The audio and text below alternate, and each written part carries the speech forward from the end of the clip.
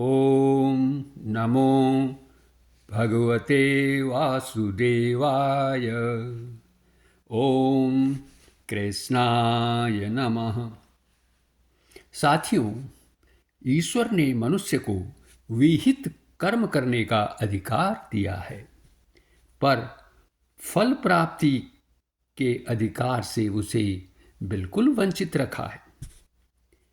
विहित कर्म क्या होता है? इससे तात्पर्य है कि हमें वही कर्म करने हैं जो शास्त्र सम्मत हों, शास्त्रों के अनुसार हों। अतः शास्त्रों के विपरीत कोई भी कर्म नहीं करना। फल पर मनुष्य का कोई अधिकार नहीं है। इससे यह आशय है कि फल का परिणाम मनुष्य की आशा के अनुकूल होगा, यह जरूरी नहीं है, लेकिन फल तो मिलेगा ही। तभी तो मनुष्य कर्म करेगा। जैसे एक किसान खेत में बीज बोता है, खाद पानी भी देता है, लेकिन उसे यह पता नहीं होता कि उसकी कितनी पैदावार होगी। फल तो परमात्मा ही देंगे। इसीलिए यह कहा जाता है कि मनुष्य को फल की चिंता नहीं करनी चाहिए, बल्कि उसे तो अपना सारा ध्यान, अपने सारे प्रयास अपने कर्म पर ही केंद्रित करने चाहिए। अपने कर्तव्य कर्म हमें किस तरह से करने चाहिए, इस संबंध में भगवान श्री कृष्ण अर्जुन से क्या कह रहे हैं, सुनिए यह श्लोक। योगस्थः कुरु कर्माणि संगम त्यक्त्वा धनंजय सिद्ध्य सिद्ध्योः समो भूत्वा समत्वं योग उच्यते। अर्थात, हे अर्जुन, तुम योग में स्थित होकर आसक्ति को त्याग कर सिद्धि असिद्धि में समभाव रखकर स्वधर्म निहित कर्मों को करो। इसे ही समत्व अर्थात समता योग कहते हैं। अब हम इस श्लोक की विस्तृत व्याख्या करेंगे। यहाँ भगवान ने अर्जुन को धनंजय नाम से संबोधित किया है। धनंजय का अर्थ है धन संपत्ति को जीतने वाला। अर्जुन ने लौकिक धन संपत्ति पर विजय प्राप्त की है, लेकिन अब उसे पारलौकिक पारमार्थिक धन संपत्ति पर विजय प्राप्त करने के लिए भगवान श्री कृष्ण उसे धनंजय नाम से संबोधित कर रहे हैं। भगवान श्री कृष्ण कह रहे हैं कि अर्जुन, संगम त्यक्त्वा अर्थात आसक्ति का त्याग करो। अब आसक्ति क्या होती है? आसक्ति से तात्पर्य है अहंता और ममता का त्याग। अहंता क्या है? अहंता है हमारा अहम। हमारा अहम क्या है? हम सोचते हैं कि मैं शरीर हूं, मैं विद्वान हूं, मैं बहुत बड़ा डॉक्टर हूं, इंजीनियर हूं, आदि आदि। ये सब क्या है? अहम की भावनाएं होती हैं।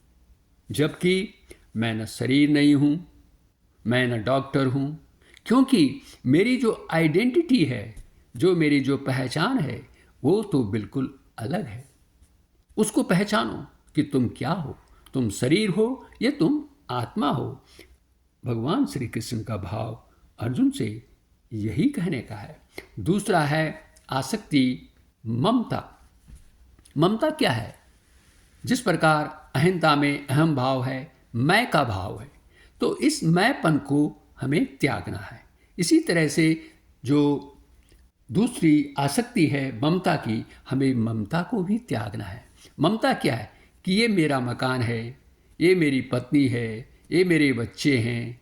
इस तरह की जो ये ममता है, जो मेरापन है, हमें इसका भी त्याग करना है। क्योंकि ये जो अहंता और ममता है, ये पहले नहीं थी, ये तो थोपी गई है हमारे ऊपर, ये हमारी मानी हुई है, इसे हम अपना तब मानते यदि ये हमारे साथ हमेशा रहते। ये हमारे साथ हमेशा नहीं रहेंगे, ये तो नाशवान हैं, ये तो विनाशील हैं, इनका तो अंत होना है। इसलिए भगवान कहते हैं कि तुम अपनी उस आत्मा को पहचानो जो सदैव तुम्हारे साथ है, तुम उस स्वरूप को जानो जो तुम्हारी आत्मा है, जो कि परमात्मा का अंश है।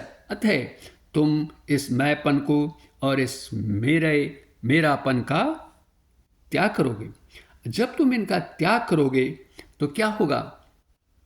तुम सफलता या असफलता, चाहे जीत हो तुम्हारी, चाहे हार हो, चाहे सुख हो चाहे दुख हो, चाहे प्रशंसा हो चाहे निंदा हो, इन सब में समभाव रहोगे, एक जैसा समझोगे, एक जैसा समझ। तुम्हारे अंदर न राग रहेगा न कोई दोष रहेगा, तुम राग द्वेष से भी रहित हो जाओगे।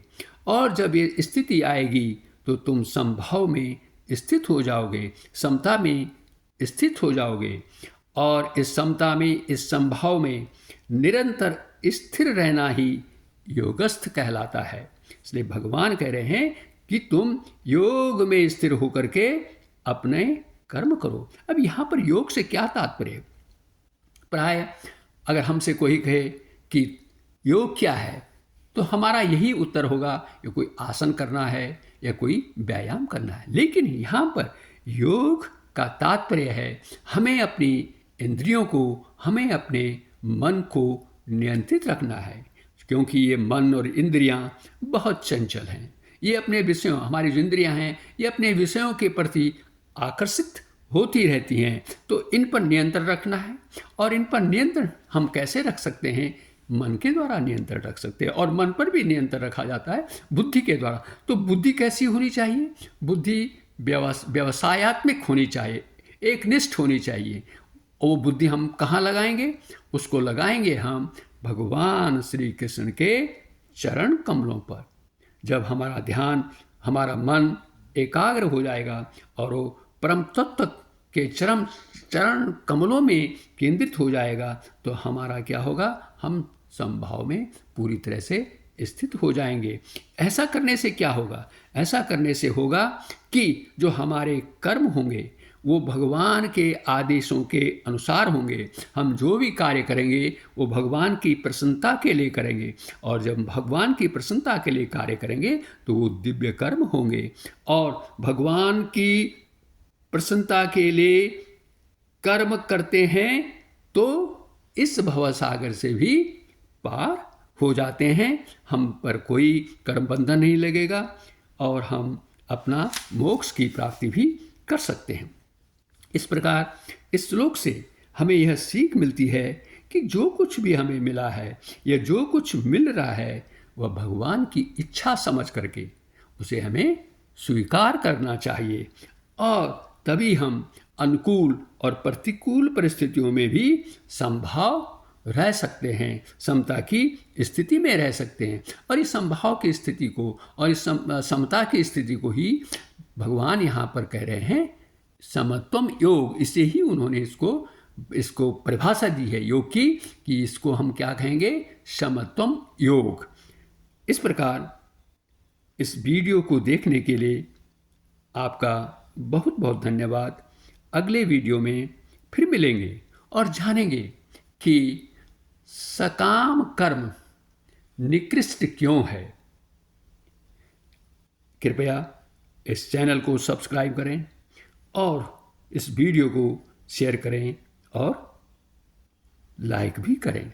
पुनः आपका धन्यवाद।